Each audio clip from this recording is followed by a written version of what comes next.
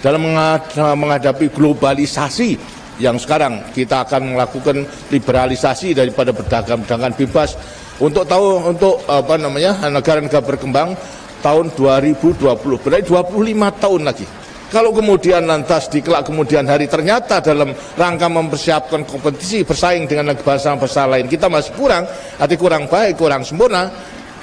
Lah, untuk menghadapi banjirnya daripada barang-barang itu, maka hanya dengan mencintai tanah air, maka para remaja yang sekarang nanti akan hidup tahun 2020 akan menjadi benteng untuk mempertahankan daripada kelangsungan hidup negara dan bangsa.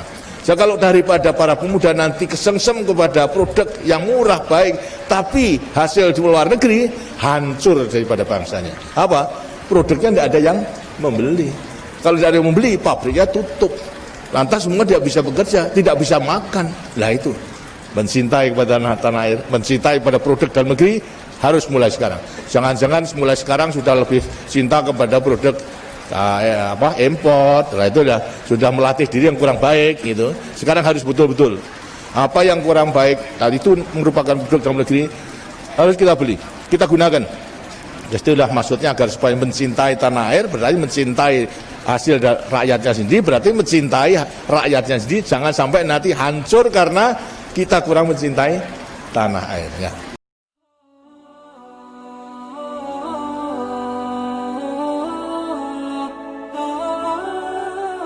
Terima kasih Ananda, siapa namanya terusnya? Diana itu yang telah tergabung pula dalam kirab remaja tahun 94. Saya kira melihat kirab remaja memang maksudnya untuk menggembleng para remaja menjadi kader-kader bangsa. Sekarang itu dilakukan agar supaya para kirab remaja, anggota kirab remaja menjadi kader-kader yang bisa turut mempersatukan bangsanya. Daripada tiap-tiap provinsi kalau tidak salah ditunjuk 28 orang. Kemudian satu dikirim ke seluruh provinsi untuk mengikuti keadaan selama kirab remaja. Yang satu menjadi tuan rumah. Kemudian setelah selesai kembali. Apa itu artinya? Artinya ada tiap provinsi mempunyai mata telinga untuk mengetahui seluruh wilayah Indonesia daripada masing-masing orang itu. Kalau ini kemudian lantas berkumpul, lantas mengadakan diskusi, apa pengalamannya, apa yang disaksikan kebudayaan maupun juga kekuatan daripada masing-masing provinsi yang kemudian dianalisa, lantas akan bisa menemukan pula cara-cara yang terbaik untuk lebih menyempurnakan. Inilah akan merupakan modal yang baik dalam mempersiapkan diri sebagai kader-kader bangsa. Karena yang penting pertama akan timbul dari jiwa kepahlawannya kalau mencintai tanah airnya. Dan setelah mengetahui seluruh keadaan provinsi, pasti akan mencintai tanah airnya. Kalau sudah mencintai tanah airnya, tidak akan mereka melepaskan tanggung jawabnya sebagai pemuda untuk dapat mengabdikan dirinya kepada negara dan bangsa yang segera membangun. Apalagi kalau nanti dalam keadaan bahaya. Lebih-lebih dalam menghadapi globalisasi yang sekarang kita akan melakukan liberalisasi daripada perdagangan bebas untuk negara-negara berkembang tahun 2020, berarti 25 tahun lagi. Anak-anak yang nanti umur tahun 2020 berarti 25 tahun, berarti anak-anak remaja sekarang. Mungkin anak-anak pelajar sekarang. Anak-anak pelajar sekarang harus disiapkan benar-benar untuk mencintai tanah air, untuk mencintai produk dalam negeri. Kalau kemudian lantas kelak kemudian hari ternyata dalam rangka mempersiapkan kompetisi bersaing dengan bangsa-bangsa lain kita masih kurang, arti kurang baik, kurang sempurna. Lah, untuk menghadapi banjirnya daripada barang-barang itu, maka hanya dengan mencintai tanah air, maka para remaja yang sekarang nanti akan hidup tahun 2020 akan menjadi benteng untuk mempertahankan daripada kelangsungan hidup negara dan bangsa. So, kalau daripada para pemuda nanti kesengsem kepada produk yang murah baik, tapi hasil di luar negeri hancur daripada bangsanya. Apa? Produknya tidak ada yang membeli. Kalau tidak ada yang membeli, pabriknya tutup. Lantas semua tidak bisa bekerja, tidak bisa makan. Lah itu. Inilah merupakan satu juga kekuatan yang harus kita siapkan. Jadi daripada semua pendidikan, lebih-lebih juga daripada perguruan tinggi harus mampu mempersiapkan. Bukan kita curang, tidak, tapi kita menyelamatkan negara. Kita sekarang harus meningkatkan daya saing kita yang tinggi, dan pasti kita dapat. Kita yakin Tapi andai kata tidak, senjatanya adalah mulai sekarang adalah nasionalisme, mencintai kepada tanah air, mencintai pada produk dalam negeri, harus mulai sekarang. Jangan-jangan mulai sekarang sudah lebih cinta kepada produk import, itu sudah melatih diri yang kurang baik gitu. Sekarang harus betul-betul apa yang kurang baik tadi itu merupakan produk dalam negeri, harus kita beli, kita gunakan. Itulah maksudnya, agar supaya mencintai tanah air berarti mencintai hasil rakyatnya sendiri, berarti mencintai rakyatnya sendiri. Jangan sampai nanti hancur karena kita kurang mencintai tanah airnya. Dari situ peranan daripada wanita banyak gitu nanti untuk dapat itu. Apalagi juga kebutuhan keluarga semua harusnya ditentukan daripada kaum wanita, daripada keluarga yang harus menentukan apa yang diperlukan gitu. Dan banyak sekali. Karena itu siaplah. Jadi bekal untuk sekarang melewati kirap remaja itu sudah merupakan satu usaha yang baik, dan usahakan dan diterima. Sekarang merupakan tim dari tiap-tiap provinsi untuk terus-menerus mengikuti diskusi daripada perkembangan di pegadaian daerah. Mengerti, Diana? Nah, terima kasih. Dan sekarang nanti daripada Maria silakan. Kan B. Assalamualaikum warahmatullahi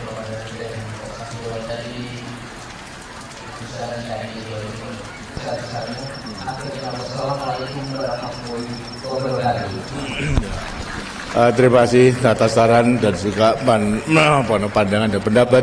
Sungguh merupakan suatu saran yang baik, terutama mengenai pembangunan desa, agar supaya daripada desa yang masih tertinggal dan juga daripada rakyat yang masih hidup di bawah garis kemiskinan itu bisa teratas. Sebetulnya mengenai soal pembangunan desa itu bukan hal yang baru, itu daripada pelaksanaan trilogi pembangunan, ialah stabilitas nasional, pertumbuhan dan pemerataan.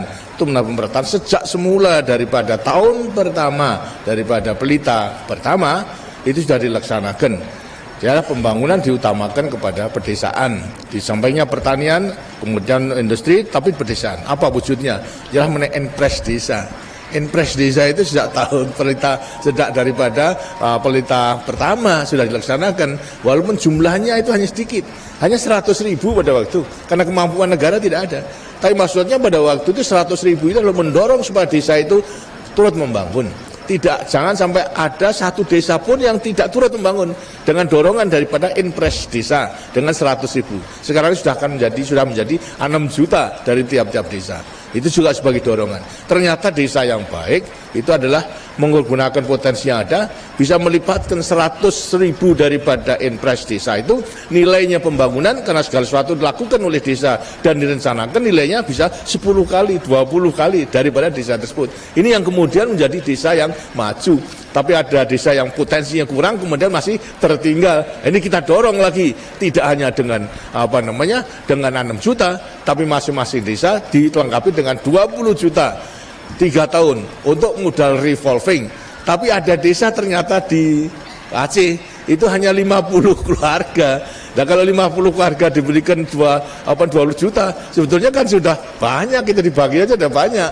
Nah ini hanya kita berikan sekali saja, gitu. Tidak 2-3 kali. Dengan sekali 20 juta untuk 50 keluarga sudah bisa merupakan modal revolving untuk desa tersebut. Nah kemudian lantas tadi mengenai soal Jimbaran, itu pun juga tadi sudah katakan, sudah arahkan. Ternyata untuk daerah desa non tertinggal, tadi tertinggal sudah, non tertinggal masih banyak. Ini pun juga diarahkan dalam sistem tabung tadi. Kita tidak ingin mendidik rakyat kita itu hanya menjadi malas.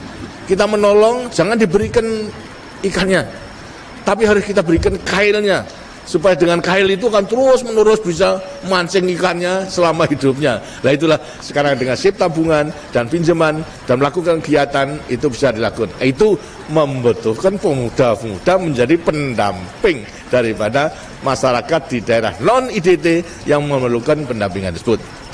Tadi yang kedua mengenai soal pendidikan agar supaya bisa mewasi nilai kepahlawanan. Yang penting memang daripada sistem pendidikan, terutama pembangunan jangka panjang yang kedua ini dah kita titik beratkan kepada peningkatan kualitas manusia. Kualitas manusia berarti sumber daya manusia melewati pendidikan yang antara lain yang penting juga agar supaya memiliki nilai-nilai kepahlawan, bisa mencontoh daripada pejuang, maka ajaran sejarah itu mulai harus diberikan. Dan rupanya ini kurang. Itu. Dari sekolah SD sampai kepada SMP kurang gitu. Pelajaran sejarah ini haruslah kita tingkatkan. Untuk itu dengan sini pula dengan sejarah ditambah nanti secara visual mengenai kesenian yang kemudian menggambarkan daripada sejarah perjuangan daripada bangsa kita. Ini dengan sini juga akan mudah masuk itu kepada anak-anak itu. Dan sejarah-sejarah untuk mengenal perjuangan daripada bangsanya sehingga mereka merasa bangga, oh saya ini adalah keturunan daripada pejuang pahlawan. Ternyata Indonesia itu adalah merdeka karena perjuangan daripada bangsanya sendiri, bukan diberikan begitu saja oleh penjajah, tidak itu. Tapi kita betul-betul berjuang, berarti juga mengorbankan segala sesuatu sampai sekarang kita bisa membangun dan sama-sama negara berkembang, akhirnya kita bisa mengambil peranan di organisasi internasional, apakah di ASEAN diakui, lantas di non-blok diakui, di APEC bersama-sama dengan negara maju pun kita diakui karena kita memang sebagai bangsa yang dinilai mempunyai potensi yang cukup kuat. Gitu. Gimana? Ya tinggal satu ya, yang belakang nanti siapa? Di depan sudah ya, dari mana? Ya sudah, dari mana ya? Karang Taruna, ya.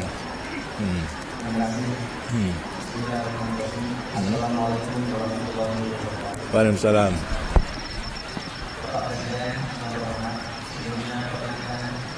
Kami berhasil menghadapi tantangan tersebut.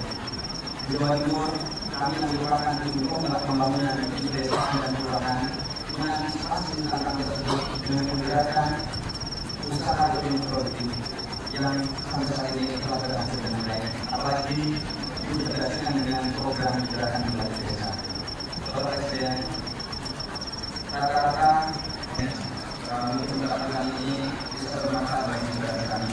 Wassalamualaikum warahmatullahi wabarakatuh. Waalaikumsalam. Terima kasih bahwasanya Ananda sadar bahwasanya apa yang kita lakukan sudah ada hasilnya, tapi sebetulnya masih besar tantangan-tantangan yang kita hadapi bersama dalam mencapai cita-cita masyarakat adil dan makmur berdasarkan Pancasila.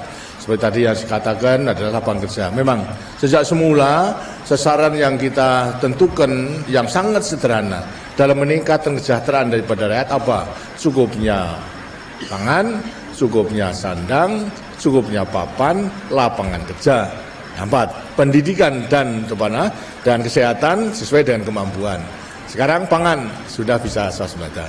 Sandang di mana-mana sudah bisa. Bahasa kita ekspor. Papan mulai berjalan. Memang tenaga kerja yang merupakan tantangan yang luar biasa. Kenapa?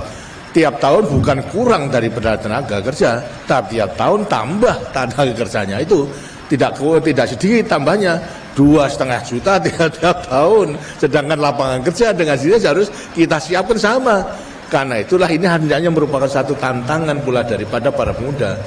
Jangan hanya menunggu pekerjaan, jangan cari pekerjaan. Sekarang harus meng-create, menciptakan lapangan kerja untuk dirinya sendiri maupun juga untuk teman-temannya. Jadi jangan kemudian hanya ingin menjadi pegawai negeri, ingin menjadi tentara, ingin menjadi pekerja, tapi coba sekarang dalam rangka wirausaha menciptakan lapangan kerja sedemikian rupa sehingga ada penghasilan, kalau dapat juga untuk penghasilan teman-temannya para pemuda.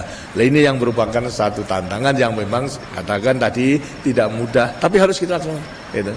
Kalau jangan kita lantas sekarang dijiwai semangat kepahlawanan. Tidak boleh pantang mundur, tidak boleh menyerah, harus berusaha. Dan kalau bisa, kalau usaha betul bisa. Apalagi tekad bahasanya para pemuda tidak mau di kota, masuk ke desa. Di desa masih banyak daripada usaha-usaha yang harus dilakukan. Umpamanya sekarang ini adalah mana ada agroekonomi, agroindustri. Ya, sekarang ini daripada rakyat tani kita itu adalah hanya menghasilkan saja, kemudian dijual. Tapi negara-negara lain tidak hanya demikian, sudah menghasilkan kemudian diproses sampai dipak saja, kemudian nanti dijual. Nilai tambahnya tinggi. Ada pekerjaan tambahan untuk mengepak itu, untuk mengadakan pemilihan yang baik, mana tidak, dan juga untuk pengepakan, transport dan sebagainya tambah itu. Nah, jangan seperti yang sekarang itu adalah pungut jual, tapi pungut kemas jual. Nanti dipungut dulu, kemas dulu. dengan dikemas artinya dibungkus dan sebagainya, kemudian baru jual. Ini nilai tambahnya tinggi, tambah lapangan kerja lagi itu. Nah inilah harus menjadi tantangan, termasuk pula daripada misalnya penggemukan daripada sapi, penggemukan daripada domba, ini pun juga demikian. Kalau hanya begitu saja kemudian dijual, sapi kurus dengan dirinya nilainya rendah. Tapi coba tahan 4 bulan, diberi makan yang baik. 4 bulan itu berarti berapa? Itu jumlahnya 30 kali 4, 120 kan? 120 hari itu berarti tambahnya kalau 1 hari bisa 1 kilo, 120 kilo itu tambahnya. Kalau itu tambahnya itu berarti tiap hari itu adalah 1000 saja, sudah berapa? 1 ekor. Nah, itu dengan sia. Itulah antara lain banyak pekerjaan. Sedangkan kalau itu dilakukan komposnya, kotorannya bisa untuk nambah pupuk di pedesaan. Untuk kompos tambah lagi daripada usaha. Jadi memang harus banyak tantangan dijawab. Jadi sebetulnya tidak kurang, tapi hanya belum ketemu saja barang jalannya. Untuk itulah agar supaya usaha dengan sebaik-baiknya. Saudara-saudara sekalian, maaf ya, ini artinya waktunya tidak ada. Saya kira sama-sama kita mengerti, dan saya percaya bahwa anak-anak semua para remaja itu tidak akan ketinggalan dalam mencontohi daripada teladan yang telah diberikan oleh pendahulu-pendahulunya sebagai pejuang. Untuk itulah agar semua terus berusaha dengan sebaik-baiknya dan menggunakan setiap kesempatan untuk selalu meningkatkan dirinya sehingga bisa akan menghadapi segala tantangan yang dihadapinya. Akhirnya saya sampaikan selamat bekerja dan selamat berjuang dalam mengisi kemerdekaan ini semingguan puas sehingga kita akan mencapai cita-cita kita. Terima kasih. Wassalamualaikum warahmatullahi wabarakatuh. Acara selanjutnya, Bapak Presiden Republik Indonesia berkenan mengadakan penjual pameran foto dan lukisan perjuangan.